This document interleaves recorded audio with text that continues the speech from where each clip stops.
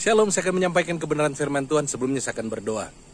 Roh Kudus, pimpinlah hamba-Mu dalam hamba menyampaikan firman Tuhan kepada umat-Mu pada saat ini. Dalam nama Yesus, hamba sudah berdoa. Amin.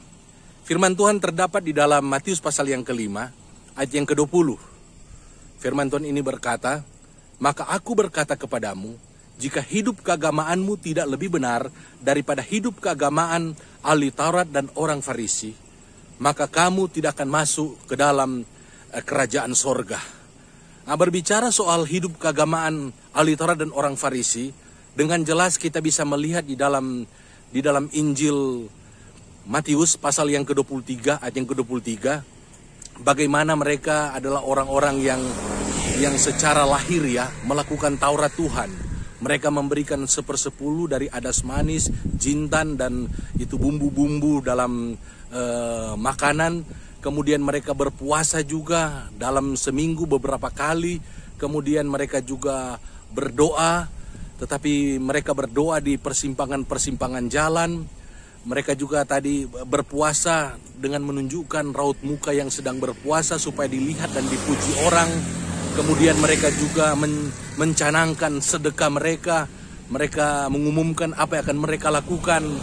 Kemudian juga mereka melakukan aturan-aturan daripada Taurat secara lahiriah. Dan mereka menjalani ini untuk apa? Berusaha mentaati yang namanya Taurat Tuhan. Mereka berusaha menjalani ini agar supaya mereka berkenan kepada Allah. Nah, mereka lakukan ini dengan motivasi yang seperti yang saya sampaikan ini. Sehingga menghasilkan di dalam kehidupan mereka, memang di satu sisi mereka sepertinya sempurna dalam melakukan segala aturan-aturan daripada Taurat. Tetapi kita melihat dampaknya, akhirnya mereka menjadi sombong secara rohani. Kemudian mereka menjadi orang yang munafik.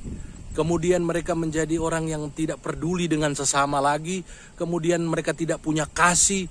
Dan dalam hati mereka hanya ada kebencian ketika ada orang yang mau atau yang sudah mulai lebih populer dengan mereka. Contohnya Yesus. Ketika mereka melihat Yesus taat dan sempurna di dalam melakukan hukum Taurat, maka mereka akhirnya membenci dia. Dan kita tahu akhirnya melalui mereka, hasutan mereka, akhirnya Yesus disalibkan. Nah, cara hidup yang seperti ini adalah cara hidup keagamaan ahli Taurat dan orang Farisi. Mereka hanya mencari-cari kesalahan. Mereka membanding-bandingkan dirinya dengan orang lain. Tentu saudara tahu kisah tentang pemungut cukai dan ahli Taurat. Bagaimana dia dalam doanya dia menyombongkan diri bahwa dia tidak seperti pemungut cukai ini. Dia bukan pezina, dia bukan pembunuh dan lain-lain sebagainya. Dan Yesus berkata pemungut cukai itu orang yang berdosa itu, yang dia benarkan. Nah, Tuhan mau mengajarkan kepada kita. Cara hidup keagamaan kita itu harus lebih daripada mereka. Di satu sisi, mereka melakukan yang namanya apa? Hal-hal yang lahiriah. Mereka memberikan perpuluhan, mereka memberikan sedekah, mereka berdoa, mereka berpuasa, mereka rajin ke bait Allah, ke sinagog.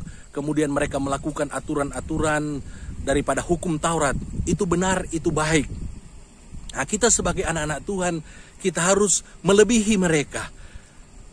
Berkaitan dengan yang melebihi mereka ini tentunya berbicara soal yang pertama-tama, motivasi. Kalau ahli Taurat dan orang Farisi, mereka melakukan ini dengan motivasi supaya mereka diselamatkan, supaya mereka disucikan, dikuduskan, supaya mereka memperoleh pahala. Dan tentunya ada motivasi akhirnya supaya mereka dipuji oleh orang lain. Nah, anak-anak Tuhan, motivasi kita harus lebih daripada motivasi daripada ahli Taurat dan orang Farisi. Motivasi kita melakukan hal-hal yang berkenan kepada Tuhan, hukum Taurat dan firman Allah, yaitu karena rasa terima kasih kita kepada Tuhan Yesus. Dia sudah mati di atas kayu salib, dia telah menanggung dosa kita, dia telah memberikan kepada kita anugerah keselamatan melalui pengorbanannya di atas kayu salib. Dan itu dia sudah lakukan 2000 tahun yang lalu. Dia sudah berkorban, dia sudah mati, dia bangkit, dia naik ke sorga. Bahkan dia berjanji akan datang menjemput kita orang yang percaya. Dan sebelumnya dia sudah juga menyediakan rumah bagi kita di sorga yang mulia. Untuk itu anak-anak Tuhan, ingat, muliakanlah Tuhan dengan tubuhmu, Karena Yesus sudah membayar lunas saya dan saudara. Dia sudah menyelamatkan saudara. Kita ini adalah orang-orang yang menuju ke neraka. Tetapi oleh karya Kristus di atas kayu salib, kita diselamatkan. Kita tadinya anak-anak gelap, anak-anak yang akan menuju ke neraka, tetapi dirubah menjadi anak-anak terang, akan masuk ke dalam kerajaan sorga. Jadi segala sesuatu yang kita lakukan oleh karena mau berterima kasih kepada Tuhan Yesus. Berterima kasih karena anugerah keselamatan yang Dia berikan kepada kita. Dan saya percaya, dibandingkan dengan motivasi ahli Taurat dan orang Farisi, mereka memang luar biasa dalam melakukan secara lahiriah hukum Taurat atau firman Allah. Tetapi percayalah, orang-orang yang memiliki motivasi oleh karena Yesus Kristus yang sudah menyelamatkan kita bukan hanya mau taat melakukan secara lahiriah, bahkan kita juga mau melakukan firman Allah dari dalam hati kita, dari dalam pikiran kita. Dan kita akan dasarkan setiap pelayanan kita, apa yang kita lakukan, didasarkan dengan belas kasihan, keadilan, dan kesetiaan. Yang mana ini tidak ada dalam diri ahli-ahli Taurat dan orang Farisi. Di mana Yesus mengecam mereka dalam Matius 23 yang ke-23. Mereka melakukan firman Tuhan secara lahiriah. Tetapi yang terpenting dalam hukum Taurat mereka abaikan, yaitu keadilan, belas kasihan, dan kesetiaan. Tentunya saya dan saudara melebihi mereka ketika kita melakukan segala sesuatu didasarkan oleh rasa terima kasih, rasa syukur kita kepada Tuhan. Maka kita akan mempersembahkan yang terbaik. Bahkan bukan hanya harta kita, pikiran kita, hati kita, kekuatan kita, waktu kita, doa kita, materi kita, bahkan nyawa kita juga kita bisa persembahkan untuk Tuhan. Karena rasa terima kasih kita kepada Tuhan, kita akan rela berkorban. Karena seperti yang Yesus katakan, hendaklah kamu sempurna sama seperti Bapamu yang di sorga sempurna.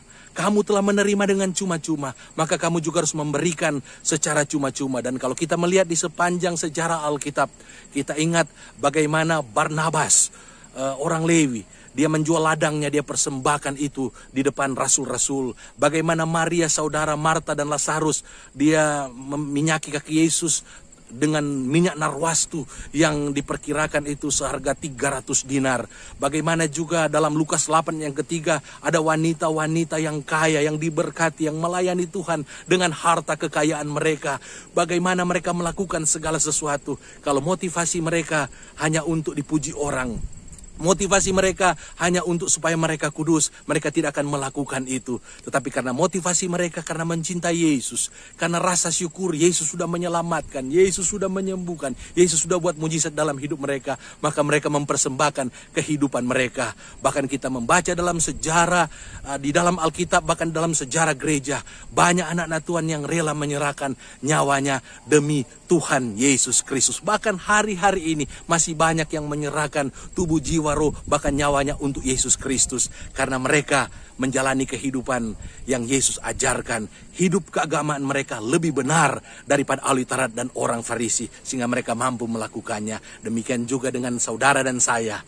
Jika kita memiliki motivasi yang seperti ini, dan dasar pelayanan, keadilan, belas kasihan dan kesetiaan bergantung kepada Roh Kudus dan firman Allah, maka kita pasti akan mempersembahkan yang terbaik untuk Tuhan Yesus Kristus, Raja di atas segala raja. Mari kita berdoa.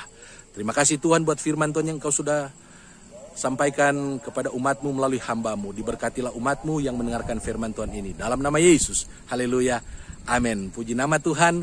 Tuhan Yesus kiranya memberkati kita semua yang mendengarkan kebenaran firman Tuhan ini. Shalom, shalom.